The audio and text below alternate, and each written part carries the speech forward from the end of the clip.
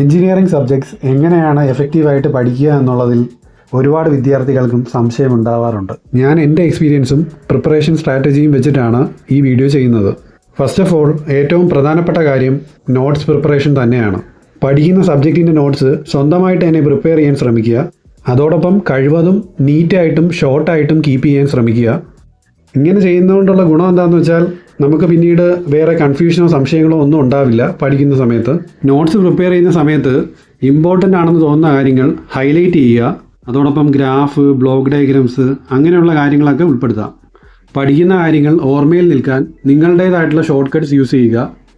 നമ്മൾ notes prepare ചെയ്യുന്ന സമയത്ത് വലിയ എന്തെങ്കിലും കോൺസെപ്റ്റ് ആണെങ്കിൽ പോലും അത് ചെറിയൊരു ഫോമിലോട്ട് പോയിൻ്റ് വൈസ് റെഡ്യൂസ് ചെയ്യാൻ ശ്രമിക്കുക. അതോടൊപ്പം എക്സാമ്പിൾസും അതിന് കൂടെ ചേർക്കാനായിട്ട് ശ്രമിക്കുക.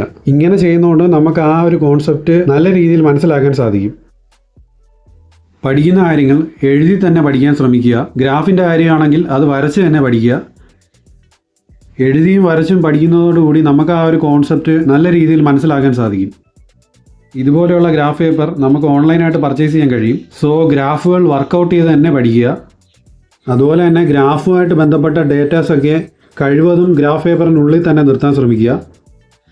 കാരണം അതായിരിക്കും കുറച്ചുകൂടെ പഠിക്കാൻ എളുപ്പം. ഈ പഠിച്ച കാര്യങ്ങളൊക്കെ തന്നെയും 1-2 തവണ റിവൈസും ചെയ്യുക. എഫക്റ്റീവായിട്ട് റിവൈസ് ചെയ്താൽ മാത്രമേ നമുക്ക് ഇത്രയും കാര്യങ്ങൾ നമ്മുടെ ഓർമ്മയിൽ നിൽക്കുകയുള്ളൂ.